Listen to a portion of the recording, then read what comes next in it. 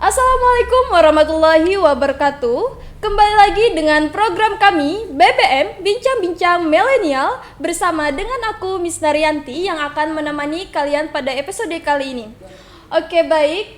Kali ini bintang tamu kita seseorang yang inspiratif, cukup terkenal di kalangan pelajar Nahdlatul Ulama dan baru saja terpilih menjadi Ketua PW IPNU Kalimantan Selatan. Ini dia Kak Syarif Hidayat.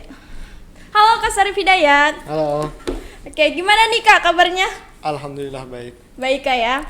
Aku enaknya manggil apa nih? Kakak, Mas Syarif. Rekan aja. Rekan. Aduh, rekannya. Rekan. Oke.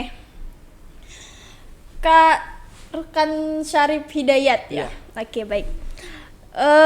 Kesibukannya apa nih Kak sekarang Kak?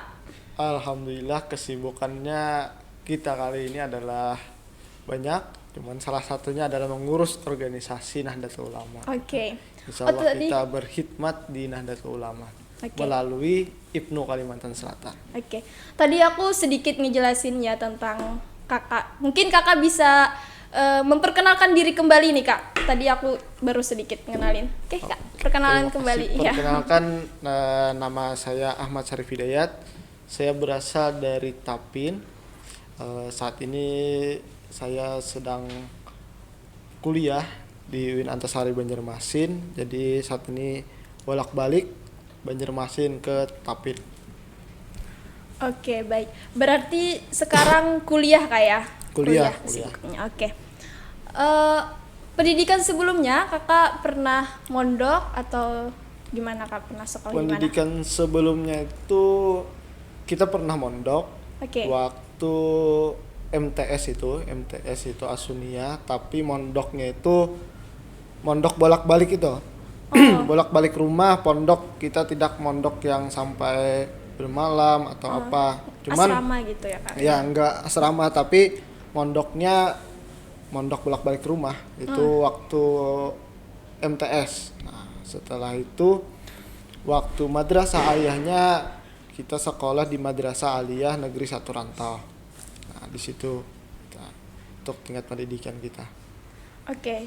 Untuk saat ini kuliah, apa sih Kak yang membuat Kakak semangat gitu untuk kuliah Kak? Yang membuat kita semangat untuk kuliah banyak padahal kan. Oke. Apalagi ada beberapa yang sering orang yang ingin kuliah itu sering mendengar itu banyak juga.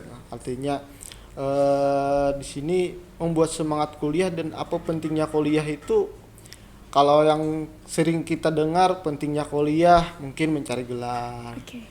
Kalaunya merasa pentingnya kuliah itu masalah menurut ilmu bisa di luar daripada kuliah.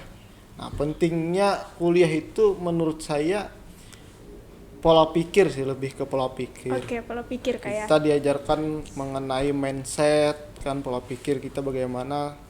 Misalnya aja kita kalau kuliah itu sering kita mendapatkan tugas makalah dan lain sebagainya. Pada dasarnya intinya kuliah itu bagaimana kita ketika ada suatu masalah kita menghadapinya itu bagaimana dan menyelesaikannya itu bagaimana. Dan pada intinya kan kalau kuliah itu di akhir itu ada yang namanya skripsi. Iya. Nah, skripsi itu kan kita mencari masalah, kemudian kita juga yang menyelesaikan masalah tersebut. Nah, itu yang membuat kita kenapa kuliah itu penting menurut kita. Iya, penting. Itu kalau mencari ilmu kita bisa gak kuliah bisa kan. Kalau mencari kerjaan mungkin gak kuliah juga bisa dapat kerja. Tetapi ada satu yang membuat kita itu biasanya kuliah itu penting ya tadi itu mindset itu, pola pikir yang menurut saya ya, menurut kita itu pola pikir kita di mana dibentuk dan dibangun itu yang kita dapatkan ini waktu kuliah. Itu. Oke. Untuk siapa nih Kak pendorong terbesar Kakak buat kuliah? Pendorong terbesar kita kenapa jadi semangat kuliah ya kan, siapa pendorongnya? Ya, pastilah salah satunya orang tua ya kan, orang tua pendorong kita kuliah. Yang kedua itu kita pasti berkeinginan ada idola kita ya kan, seperti misalnya idola ilmuwan, profesor atau lain sebagainya, itu yang membuat kita ingin menjadi seperti mereka. Mereka itu kan rajin menuntut ilmu, salah satunya kuliah juga. Itu ya. Tapi pada intinya pendorong utamanya itu, jadi kenapa kita semangat kuliah itu ya orang tua. Iya. Orang tua pastinya kan. Untuk kedepannya nih Kak, gimana Kak? Ide-ide apa yang bakalan Kakak kembangkan dari diri Kakak? Ide-ide yang kita mau bangun setelah melewati masa 2022 ya kan. Iya. Kita banyak mendapatkan pelajaran di tahun 2022 itu menjadi bahan evaluasi untuk diri kita.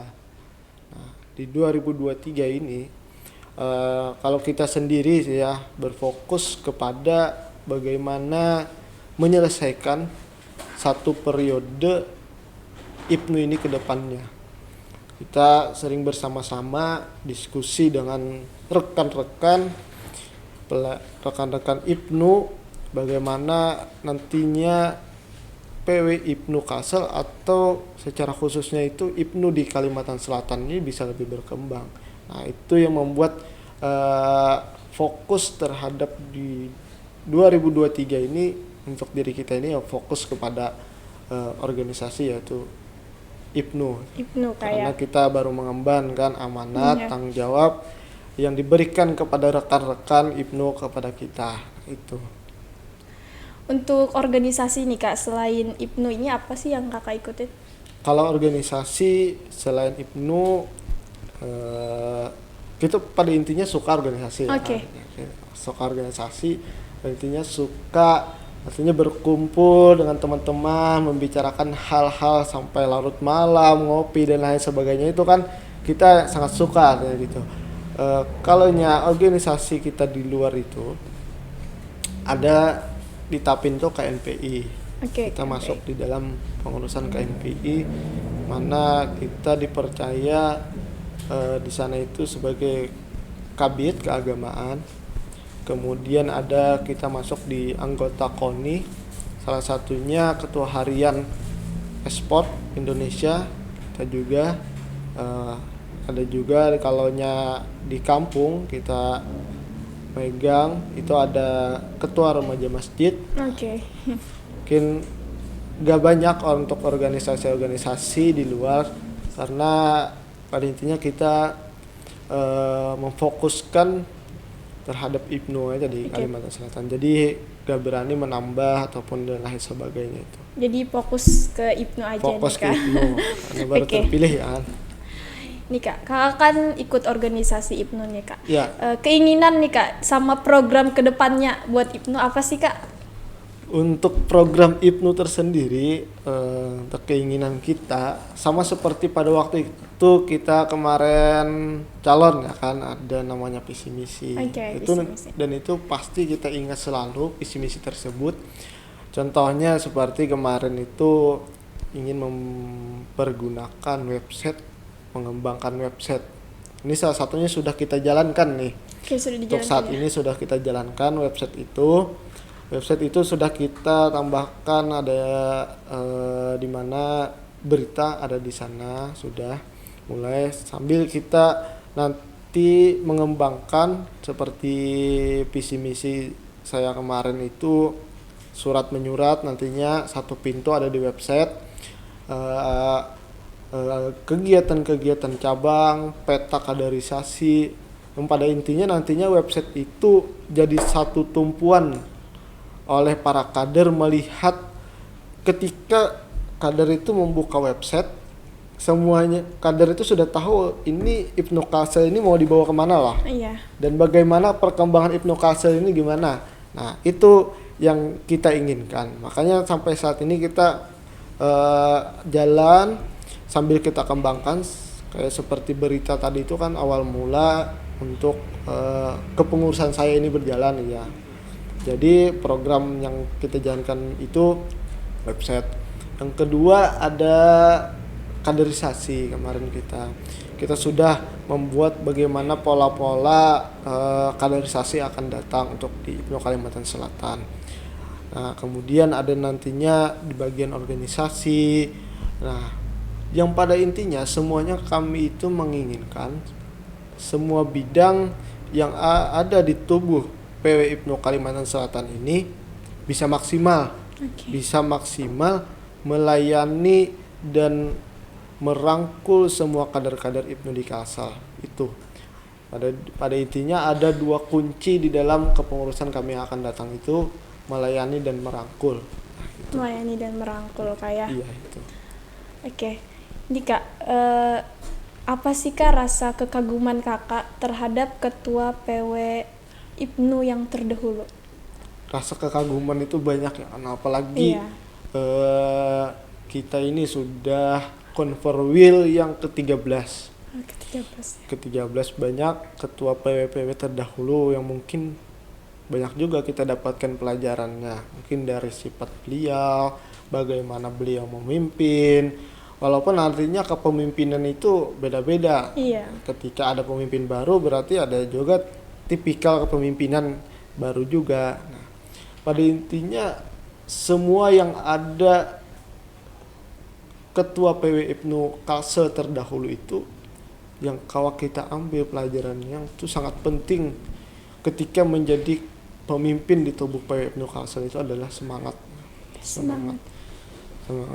Kita melihat pada waktu ngobrol ya kan dengan ketua PW Ibnu terdahulu itu bagaimana perjalanan beliau.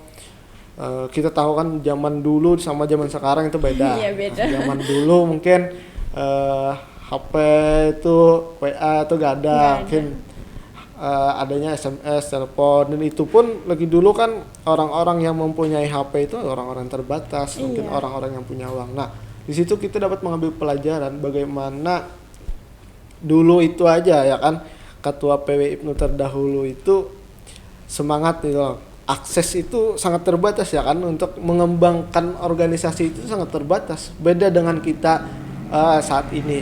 Artinya kita saat ini itu apa loh alasan kita gak mau aktif di organisasi itu apa? Gak mau mempertanggungjawabkan kepemimpinan kita itu apa gitu. Sedangkan akses kita saat ini itu enak. PTWA ada, sosial media sudah ada akses, gak perlu kita ketemu itu sudah komunikasinya lancar itu kan bisa. Nah itulah yang perlu kita pelajari, semangat para ketua PW itu terdahulu itu, apalagi dengan cara kepemimpinan beliau. Ada yang dengan cara kepemimpinan merangkul, dengan cara kepemimpinan dengan tegas, dan bagaimana itu kan kita pelajari dan kita ambil yang mana baiknya. Itu kagum gitu sama semangat kata beliau ketua Ibnu terdahulu itu, yang intinya jangan memandang bagaimana capek kamu itu ketika menjabat di ketua PW ini, tetapi ambillah hikmah dalam kepengurusan kamu ini. Oke, baik. Jadi sifat yang terwaris dari pemimpin yang terdahulu itu mungkin untuk kakak sendiri ketegasannya, bagaimana cara memimpinnya. Ya, Oke. Semangat lah, Ya, yang paling intinya semangat untuk memimpin. Memimpin. Oke nih Kak, menurut kakak sendiri, bagaimana sih Ibnu sekarang khususnya di Kalimantan Selatan ini? Ibnu sekarang di Kalimantan Selatan ini ya seperti kita lihat ya kan, artinya saya sangat senang melihat kader-kader kita di Kalimantan Selatan ini, semangat mereka untuk berkhidmat itu tinggi. Nah, dengan melihat hal tersebut kita menginginkan artinya ada program-program dari PW itu mampu membuat mereka itu bisa meningkatkan lah. Pertama, meningkatkan skill mereka di organisasi ini dengan adanya fasilitas-fasilitas dari PW, dari cabang. Nah, di sana kita menghendaki mereka itu masuk di Ibnu ini, artinya mereka tahu cara berorganisasi bagaimana, dan juga mereka bisa mengasah skill mereka di Ibnu ini. Nah, dengan adanya itu melihat dengan keadaan perkembangan IPNU sekarang ini, kita lihat sangat banyak dan mereka itu sangat aktif gitu. Kita kagum sama para cabang-cabang, apalagi para anak cabang, pimpinan ranting itu kagum semuanya. Artinya apa? Semangat yang ada pada kader-kader kita di bawah ini seharusnya menjadi semangat juga bagi kita, ya kan? Semangat juga bagi kita bagaimana kita bisa mampulah membalas semangat mereka itu dengan kita memberikan fasilitas dari PW ini, pasti fasilitas untuk mereka mengasah skill dan lain hal sebagainya. Itulah dengan melihat perkembangan yang ada ini. Untuk tantangan besarnya nih Kak bagi IPNU apa Kak? Nah, tantangan besar bagi IPNU sekarang apalagi di Kalimantan Selatan itu sangat besar. Cuman dalam hal ini kalau kita persiapkan dimulai dari sekarang, tantangan-tantangan besar itu pasti kita lalui. Seperti salah satunya kita ini nantinya salah satu pintu untuk ibu kota negara. Nah, bagaimana kita mempersiapkan kader nantinya, siapa tahu kita bisa memberdayakan kader nanti bekerja di IKN misalnya atau bagaimana. Kemudian bagaimana kita membuat mindset para kader itu ketika IKN ini sudah berkembang loh di Kalimantan. Nah, bagaimana itu kan? Itu tantangan besar kita. Kemudian tantangan besar IPNU di Kalimantan Selatan ini dengan namanya digital. Nah, kita sudah membuat, walaupun kita baru saja tentang website itu, tetapi kita sudah mengembangkan. Kita harapkan dari website tersebut mereka itu ada semangat juga loh. Artinya cabang ini butuh juga artinya dengan website. Karena apa, kita semuanya ini dengan digital semuanya, ya kan? Apalagi kita sekarang berurusan tentang adanya online. Sekarang berurusan kan gak perlu lagi datang ke kantor atau lain sebagainya. Nah, itu kan suatu tantangan untuk para kader-kader kita, bagaimana mereka itu bisa menjalani, karena tantangan zaman ini tidak pasti ya. Sama seperti kayak kita corona kemarin, itu kan gak disangka-sangka, ya kan?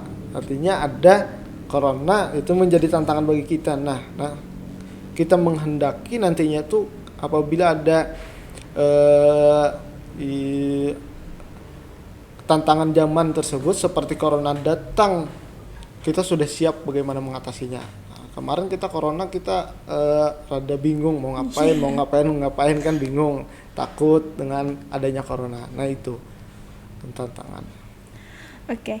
Sebagaimana di antara tujuan PP IPNU itu saat ini yakni IPNU Back to School. Oke. Bagaimana sih Kak merealisasikannya untuk PP IPNU itu sendiri?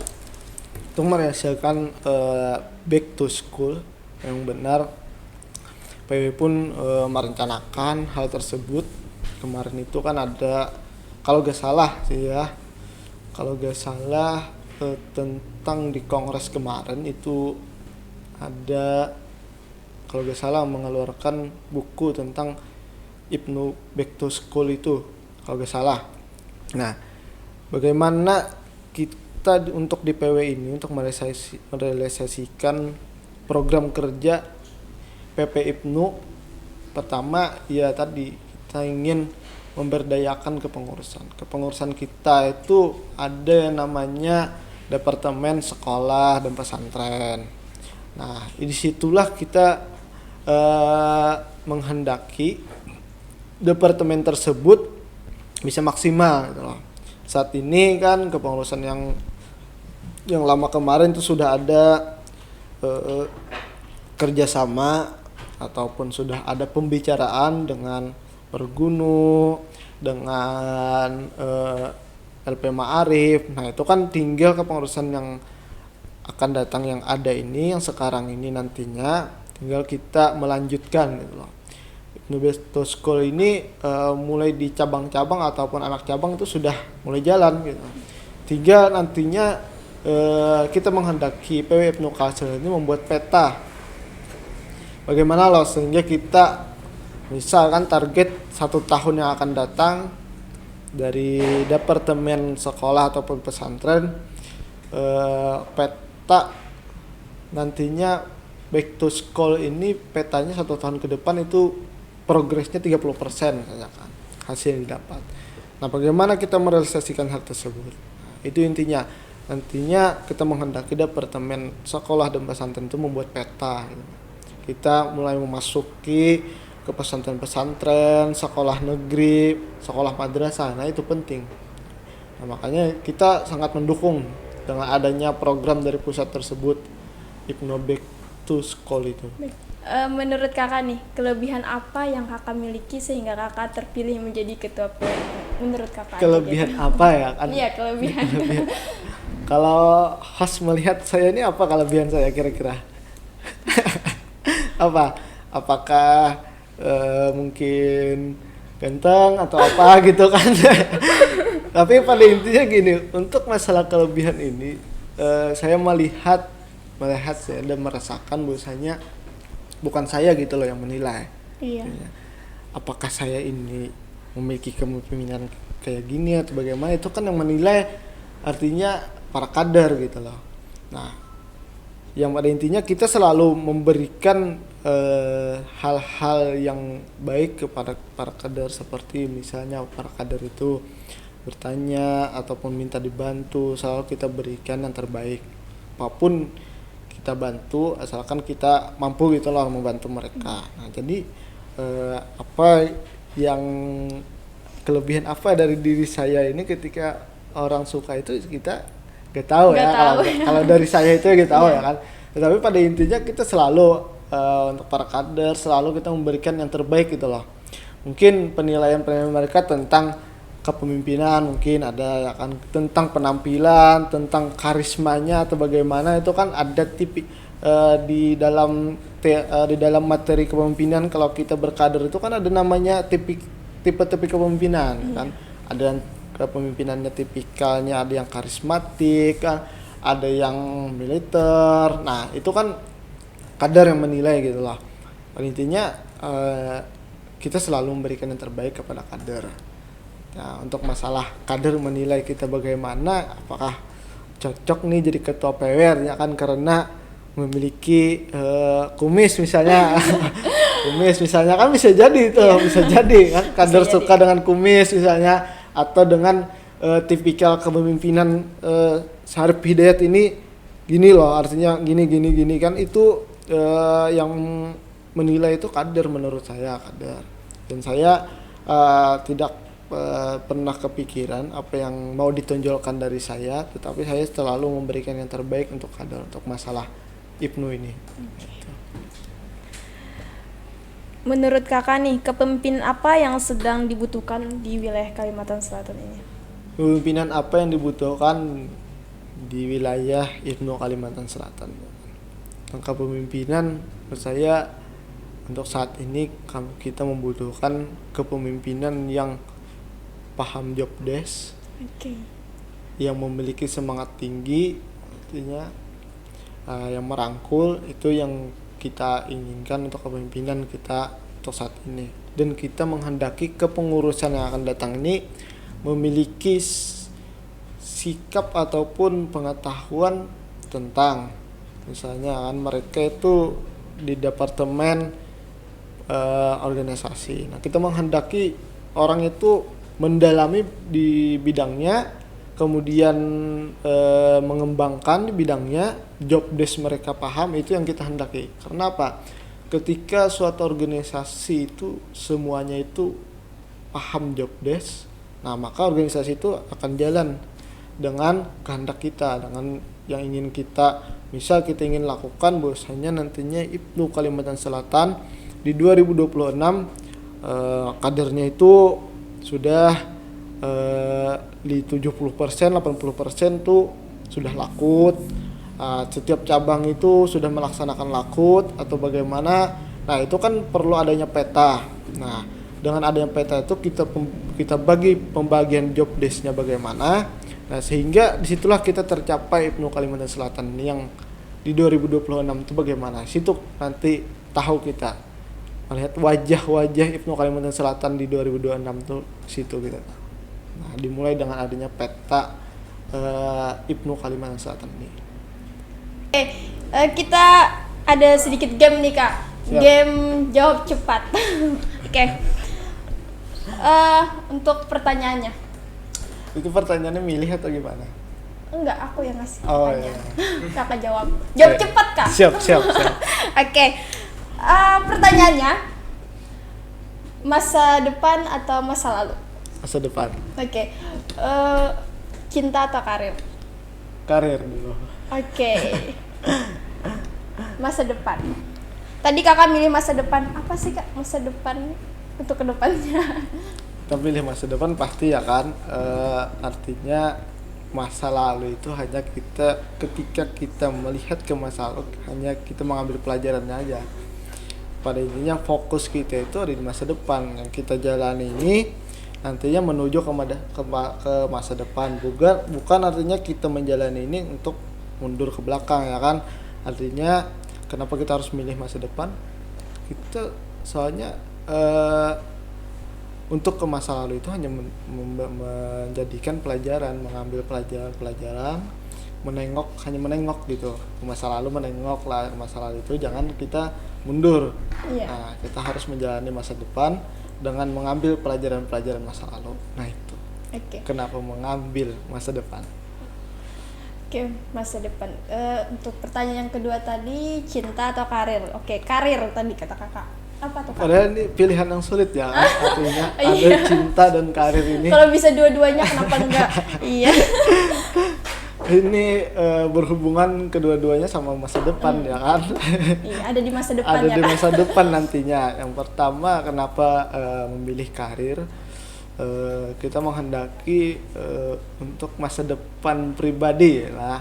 Untuk masa depan pribadi kita ingin menyelesaikan karir dulu gitu kan. Karena karir kita sudah artinya lumayan, kita sudah ada mempunyai tabungan, investasi apa gitu kan, misalnya sudah membuat rumah dan sebagainya, barulah kita mencari cinta.